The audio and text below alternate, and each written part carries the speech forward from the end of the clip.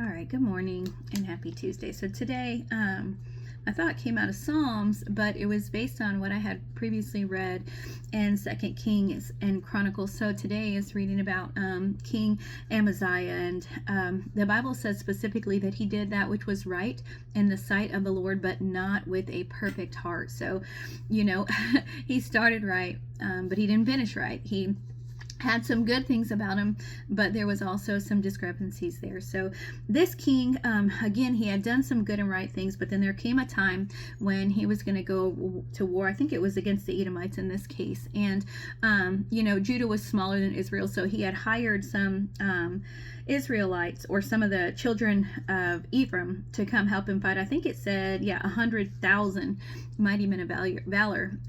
But God had sent a prophet to warn him and saying, I'm not with them, so don't take them with us. And specifically he said, so this is what the prophet said to Amaziah. He said, but if thou wilt go, do it. Be strong for the battle. God will make thee fall before the enemy, for God hath power to help and to cast down. And so when the prophet told him that, he did make the right decision. He sent them home, and they were not happy about it. In fact, they went and destroyed some of his stuff, the city and all that. But nonetheless, he listened and he obeyed. But then it says that when it came to pass, after Amaziah was come from the slaughter of the Edomites, that he brought the gods of the children of Seir and set them up to be his gods. He bowed down himself before them, burned incense unto them. And it says, wherefore the anger of the Lord was kindled against Amaziah, and he sent unto him a prophet, which said, why hast thou sought after the gods of the people, which could not deliver their own people out of thine hand? All right. So again, remember, it said that his heart was right in the sight of the Lord, but not with a perfect heart. And he did listen to God initially. But then what happened when he won that battle, when God delivered him, he brought back their gods and he began to worship them. And it says, it came to pass as he talked with him that the king said unto him. So this was his response to the man of God who came. So God was gracious and sent him a warning. And he'll do that for us. He'll send people along to warn us, to rebuke us, to try to pull us in the right direction. But he said, art thou made of the king's counsel? Forbear. Why shouldest thou be smitten? He basically said, you're not of my counselors. Be quiet. Do you want me to have you hurt? So then the prophet forbear. And he said, so he said one last thing, and he got quiet. He said, I know that God hath determined to destroy thee, because thou hast done this, and hast not hearkened unto my counsel. And throughout this story, we see that God warned Amaziah, God delivered Amaziah, but then God also revealed what was in Amaziah's heart. And finally, he judged Amaziah. We're going to see that. Now, the reason I pulled these verses because of what I read in Psalm 33. Verses 4 and 5 says, for the word of the Lord is right, and all his works are done in truth. He loveth righteousness and judgment. The earth is full of the goodness of the Lord. All right, we have to remember, when God speaks something, it is right, that his works are in truth. His judgments because he's perfectly righteous, his judgments are completely truthful. Okay, and so what happened after he gave him this warning? Amaziah tried to go up and meet with the king of Israel. I think that was Joe. I don't even remember. Either way, he tried to go up and meet with the king. Was it Jehoaz? No, the king of Israel. And he wanted to make a league with him, but he was like, no, we're not going to do that. And so it ended up that he said, we're not going to do that. So it said, but Amaziah would not hear, for it came of God that he might deliver them into the hand of their enemies, because they sought after the gods of Edom. And so God ended up using King Joash is who it was, King Joash of Israel. And this is what happened. It says, Joash, king of Israel, went up. They saw one another in the face.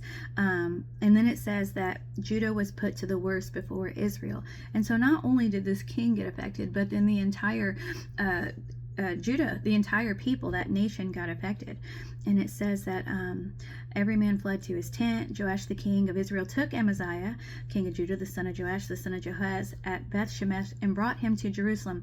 This is what he did. He broke down the wall of Jerusalem from the gate of Ephraim to the corner gate, 400 cubits. He took all the gold and silver and all the vessels that were found in the house of God with Obed-Edom, and the treasures of the king's house, the hostages also, and returned to Samaria. So God ended up using King Joash to judge Amaziah, to judge him. And all this because he simply didn't want to serve God with a perfect heart. It got me thinking about how, we can fool people. We can even fool ourselves by the things we say and do on the outside, but God always knows what's on the inside, and He is going to show that. He is going to reveal it. There are many verses that let us know that those things that are in are going to come out, whether they come out because of our own actions or because the Lord is going to bring them out.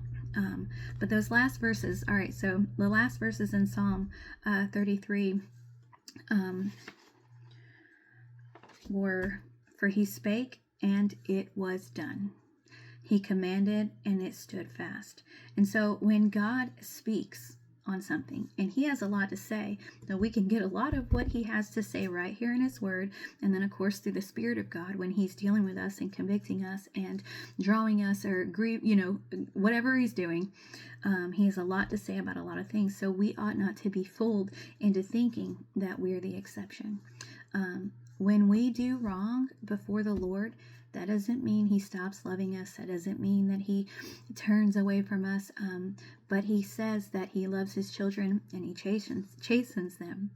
And He is going to accomplish what He says. And so we are not to be fooled into thinking we're the exception, that God's not going to bring certain types of judgment into our lives when we do wrong against Him, because He said that His word is right. He said that His works are in truth, and His judgments and His righteousness is perfect. So He spake and it was done. He commanded and it stood fast. So I don't know. I have a lot to do with these, or just been getting a lot from the Kings, and just thinking about how,